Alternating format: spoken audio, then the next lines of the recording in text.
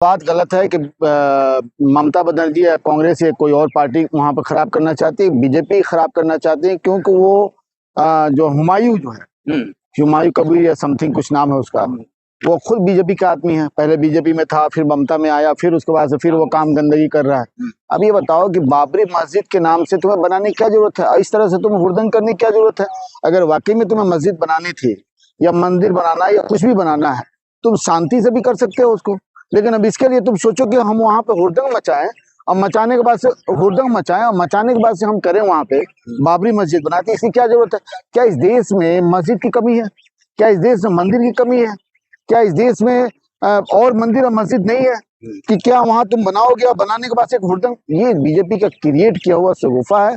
और बीजेपी चाहती है कि वहां पे हम उसी तरह से उत्तर प्रदेश जैसा माहौल खराब करें बाबरी के नाम पे, और फिर हम इलेक्शन जीत जाए। लेकिन वहां की जनता जो आपस में काफी मैच्योर है, और जो मैच्योर जनता है, तो उसे आप चाहोगे हम बरगला के हम कोशिश कर लें, तो ऐसा नहीं हो सकता। वहाँ हिंदू मुस्लिम एक है, वहां पे आपसी भाईचारा है, वहां पे आपसी संबंध है, वहां पे एकजुटता में लोग विश्वास रखते हैं।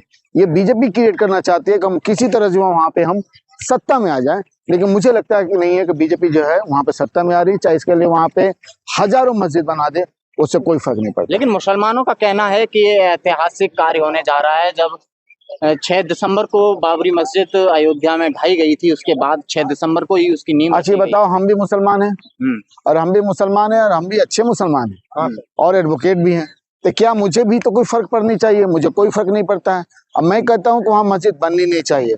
जिस भी किसी मस्जिद पे अगर वहां पे हुड़दंग करके और इस तरह फसाद करके अगर आप चाहते हैं कि वहाँ नमाज हो और वहाँ मस्जिद बने और उसको जायज ठहरा जाए, इस्लाम में इसे गलत कहा गया है। और वहाँ पे नमाज भी, मुझे लगता है नमाज भी वहाँ पे जायज नहीं होगा। दिक्कत क्या है सर आपको मस्जिद पर? अगर बन रही है तो उसमें आप, लेकिन मस्जिद बन रही है तो मस्जिद बन रही है तो इस तरह फसाद करके क्यों बन रही है? और वो 6 दिसंबर को बनाने की क्या जरूरत है? उसको बाबरी से उसको क्यों कंपेयर करने की जरूरत है? तुमको मस्जिद बनानी थी, चाहे जो चीज बनानी थी तुम बनाते, पब्लिक से पैसे लेके, क्योंकि ये जितने भी चीजें बनती है ये पब्लिक के फंड से ही बनती है, तुम भी बनाते वहां पे कार्य करते। लेकिन तुम यहाँ पे बीजेपी का प्रचार करने के लिए पूरे हिंदू मुस्लिम समाज को तुम एकजुट करने की कोशिश कर रहे हो। आप देखो ना फेसबुक पर लोग कितने गाली दे रहे हैं हुमायूं कबीर को, क्या क्या शब्द अब शब्द का यूज किया जा रहा है यूट्यूब से लेकर हर जगह। तो कोई मुसलमान इससे सेटिस्फाइड नहीं है, कोई संतुष्ट नहीं है, और हम लोग नहीं चाहते हैं चाहे कोई भी हिंदुस्तान का कोई भी मुसलमान हो हिंदू हो, जो सेकुलर छवि को रखता है, कि इस तरह की कोई प्रोपेगेंडा करके, इस तरह के कोई बातें करके, दंगा फसाद करके कोई मंदिर या मस्जिद का नींव रखे और उस पर सोचे कि हम जो है इलेक्शन जीत जाए या कुछ हो जाए तो ये सफल हो जाए, ऐसा नहीं हो सकता। साहब ने भी तो वही कहा कि हम भी बनाएंगे, हमारे सांसों में जब तक ये धरती रहेगी, जब तक ये आसमान रहेगा, तब तक बाबर का नाम रहेगा। देखिए मेरा मानना है कि देखिए, आप सबसे पहले बात कि आप सबको पढ़ते नहीं हो, आप सबसे पहले पढ़ो वहां पे कि एक्चुअल में वहां पे क्या था।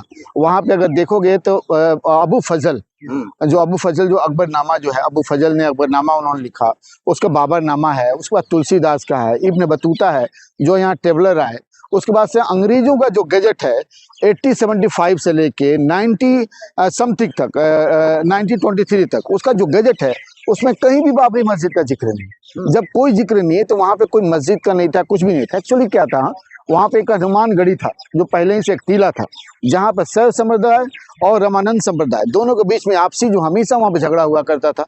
बाद में शैव संप्रदाय को पराजित करके रामानंद संप्रदाय वहां पे कब्जा कर लिया, और जब रामानंद संप्रदाय वहां कब्जा कर लिया तो उस समय सदात खान थे, उसके बाद सफकुद्दौला हुए, उसका सुजाउद्दौला हुआ, उसके बाद उद्दौला हुआ, उन्होंने वहां पर लैंड दी, और वहां देने के बाद से पहला हनुमानगढ़ी यानी हनुमानगढ़ी वहां पे निर्मोही आंकड़ा वहां पे बनाया गया वहां पे। लेकिन बाद में एक ऐसी नौबत है, धीरे धीरे वहां पे अंग्रेजों का कुछ अपना लगा कि भाई यहाँ पे हम कुछ क्रिएट करें। हम शॉर्ट में बताते हैं, क्रिएट करें, तो उन्होंने क्रिएट करके एक राम चबूतरा वहां पे क्रिएट किया, और फिर राम चबूतरा पे क्रिएट जब किया तो वहां पे जो है रघुबर दास थे, उस समय जो है हिंदू महासभा को अपने आप को बोलते थे कि हम इसके प्रेसिडेंट हैं, हम सब कुछ करने वाले। और उन्होंने उस राम चबूतरा पे अंग्रेजों से उन्होंने कहा कि भाई यहाँ पे हम एक कंस्ट्रक्शन करेंगे, यहाँ पे हनुमान मंदिर बनाएंगे, जो भी बनाएंगे, राम मंदिर बनाएंगे। लेकिन अंग्रेजों ने उसको मना कर दिया, या नहीं हुआ। लेकिन फाइनली वहां पे 1949 में एक बड़ी साजिश के तहत वहां पे गुम्बद के अंदर में जो जाके, जहाँ पे नमाज के लिए इमाम खड़ा होता है, खड़ा होकर जो खुतबा देता है, वहाँ पे एक मूर्ति को रखी गई वहाँ पे, जो बहुत संयोजित था वहाँ पे। अब बाद में आप जानते हो बहुत सारे तो वहाँ पे मस्जिद कोई भी नहीं था, वहाँ मंदिर नहीं था, वहाँ पे कुछ भी नहीं था। आप वाकई में हिस्ट्री देखे थे, वहाँ हनुमानगढ़ी से वो शिफ्ट होकर यहाँ पे चला आया और पॉलिटिकली जो है कंस्पिरेसी का जो है वो शिकार हुआ। और वो जो एक बाबरी एक मस्जिद जिसका नाम था जामा मस्जिद से बाबरी मस्जिद हुआ, और हनुमानगढ़ी से वो वहाँ पे राम जी का वहाँ पे आगमन हो गया, फिर उसके बाद से ये चीज क्रिएट हो गया। सर लेकिन जिस तरह से कोलकाता में धीरेन्द्र शास्त्री ने 5 लाख लोगों को गीता का पाठ कराया, अब कहा जा रहा है कि मुसलमानों को भी पाठ कराया जाएगा, 3 लाख मुसलमानों को कुरान का पाठ कराया जाएगा। ऐसा है कि गीता का मैं भी पढ़ता हूँ यार, गीता तो मैं कहता हूँ सबको पढ़नी चाहिए, कुरान सबको पढ़नी चाहिए, बाइबल सबको पढ़नी चाहिए। लेकिन कुरान में, गीता में, बाइबल में, चाहे किसी भी वेद में कहाँ लिखा है नफरत फैलाने की बात है? कहाँ आपस में आपसी जो है झगड़े लड़ाई की बात है? वहाँ तो हर जगह आप देखोगे वहाँ पे सद्भाव की बातें आती है, वहाँ पे आपसी मेलजोल की बातें होती है, एक साथ चलने की बातें वहाँ पे होती है, वहाँ पे एक ईश्वर की बातें होती है। ये तो पॉलिटिकल पार्टी है, और जितने पॉलिटिकल जो लोग हैं, ये धीरेन्द्र शास्त्री कौन है? धीरेन्द्र शास्त्री बीजेपी का एक एजेंट है, और एजेंट के रूप में वहाँ काम कर रहा है। अभी चंद्रशेखर भी तो वहाँ पे एक अपना यात्रा निकला, कहा कि भाई ऐसा नहीं हो सकता। तब ये बताओ कि जिस देश में अगर आप कहते हो हम हिंदू राष्ट्र बनाएंगे, कोई दलित समाज से आए कहे कि हम दलित राष्ट्र बनाएंगे, बौद्ध राष्ट्र बनाएंगे, कोई मुसलमान आए कहे कि हम मुस्लिम राष्ट्र बनाएंगे, कोई सिख आए कहे हम सिख राष्ट्र बनाएंगे, भैया ये कब तक चलेगा? ये भारत है, हम भारतीय हैं, और हमें भारतीय बन के रहना पड़ेगा।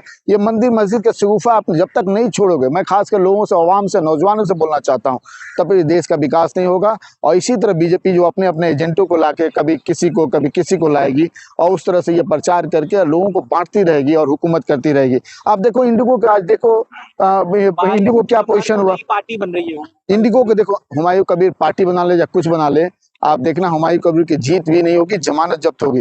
हुमायूं कबीर जैसे बहुत सारे यहाँ पे हुमायूं कबीर आए और इस देश को बांटने की कोशिश किए। यहाँ पे बीजेपी का जो सगुफा है, मैं उसे पसंद नहीं करता हूँ, पूरे देश के अवाम उसे पसंद नहीं करती है, और हुमायूं कबीर कभी भी इसमें सफल नहीं हो पाया, और बंगाली लोग कभी भी इसे सफल नहीं होने देंगे। लोगों ने चंदा तो दिया, 1 करोड़ रुपया चंदा हुआ। ऐसा है कि मस्जिद और मंदिर के नाम पे लोग का सेंटिमेंटल जुड़ाव होता है, भगवान का जुड़ाव। एक्चुअली हम जिसको देखते नहीं है, जिसको हम अदृश्य है जो, उसके बारे में हमेशा लोग डरते हैं, और जब डरते हैं तो लगता है कि भाई उसमें चंदा देना चाहिए, कुछ देना चाहिए, पुण्य करना चाहिए, क्योंकि हमको कहाँ जाना है? स्वर्ग जाना है। चाहे कितनों पाप आप कर लो, कितनों गलत कर लो, मर्डर कर लो, चोरी कर लो, चकारी कर लो, कुछ भी कर लो, लेकिन सबको स्वर्ग में ही जाना है, सबको जन्नत में ही जाना है। और वो चाहते हैं कि हम कुछ पैसा, कुछ दान, दक्षिणा, मंदिर, मस्जिद बना के हम स्वर्ग लोक में चले जाएंगे। तो भैया नर्क लोक किस लिए बना हुआ है? नर्क लोक भी तो बना हुआ उन्हीं के लिए। तो वो लोग चाहते हैं कि हम कुछ पैसा दे दें, दक्षिणा दे दें, और सेंटिमेंटल आ जाता है, पैसे आ जाते हैं, तो उससे क्या होगा? हनुमान एक्चुअली क्या है, उसने जो पैसे का कलेक्शन हुआ है, मुझे लगता है हुमायूं कबीर जो है उस पैसे का अपने पॉलिटिकली यूज करेगा, बीजेपी के लिए यूज होगा। तो सर जिस तरह से पश्चिम बंगाल में चुनाव है, तो इसका चुनाव पर भी प्रभाव पड़ेगा, मुस्लिम समाज जो है एक तरफ जाएगा। देखिए इसका कोई फर्क नहीं पड़ता है। ऐसे ऐसे हुमायूं कबीर, हजारों हुमायूं कबीर आएंगे, ऐसे ऐसे बीजेपी और मोदी जो है हजारों आएंगे, फिर भी मुझे नहीं लगता कि ममता दीदी को और वहाँ पे उस सेकुलर छवि को, खासकर बंगाल की सेकुलर छवि को कोई खराब कर पाएगा, क्योंकि बंगाल की जो नींव है वो बड़ी मजबूत है, बीजेपी तो सेकुलर फ्रेमवर्क पे। न बीजेपी कहीं ना दफन हो जाए। ममता दीदी ने कहा तो है कि भाई ज्यादा अगर चिल्लाओगे तो पूरे हिंदुस्तान से तुम्हें खत्म कर देंगे। तो मुझे लगता है कि मोदी जी बहुत जल्दी, और मोदी जी की पार्टी और बाकी जो लोग जो बोल रहे हैं, जो भी इस तरह की बातें कर रहे हैं, मुझे लगता है बहुत जल्दी उनकी दफन होने वाली है। उनका कब्र खुद चुका है, हिंदुस्तानी जनता खोद चुकी है, और जब तक वो रहले SIR के बल पे, EVM के बल पे, उनको जाना तो तय है, तो इसीलिए वो सब काम कर। बाबरी मस्जिद बने। देखिए मैं मस्जिद का सपोर्ट करता हूँ, मैं मंदिर का सपोर्ट करता हूँ, क्योंकि एक पूजा अर्चना की जगह है, वो होनी चाहिए। लेकिन इस तरह का विवादित बना के उस तरह का अगर कुछ किया जाता है तो मैं उसका अपोज करता हूँ, उसे गलत मानता हूँ, और मैं कहता हूँ कि बाकी जो भी लोग हैं इस तरह कोई चंदा ना दे, कुछ ना करें, और इस तरह का सपोर्ट ना करें। क्योंकि देश में जिस तरह से आज हुआ है, उसी बहाने से बीजेपी जो है बंगाल की इलेक्शन को जो डिस्टर्ब करना चाहती है, वहाँ के सेंटिमेंटल को डिस्टर्ब करना चाहती है, वहाँ के लोगों को बांटना चाहती है। और जिस दिन बंगाल बढ़ जाएगा, हिंदुस्तान की क्या छवि होगी आप सोच नहीं सकते हो। इसलिए लोगों को इससे बचना चाहिए, इसे अवॉइड करना चाहिए।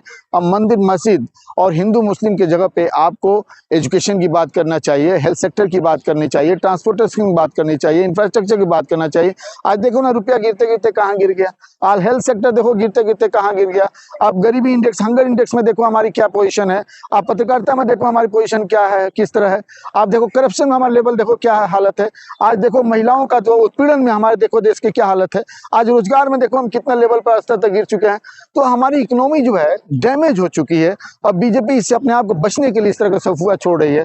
तो हमें इस तरह के सफुआ से, खासकर मुस्लिम संप्रदाय के लोगों से बोल रहा हूँ और दलित ओबीसी से बोल रहा हूँ कि आप इससे बचो, और इससे नहीं बचोगे तो कल आप और आने वाली आपकी जनरेशन का बर्बाद होगा, लोग बटेगा। इससे बीजेपी को फायदा होगा, जीवी को फायदा होगा। तो इस देश की जो फ्रेगमेंट, जो देश की जो खासकर जो एकजिहती है, आपसी मोहब्बत और अखलाक है, वो खत्म हो जाएगी। और जब वो खत्म हो जाएगी तो हम और आप सब खत्म हो जाएंगे।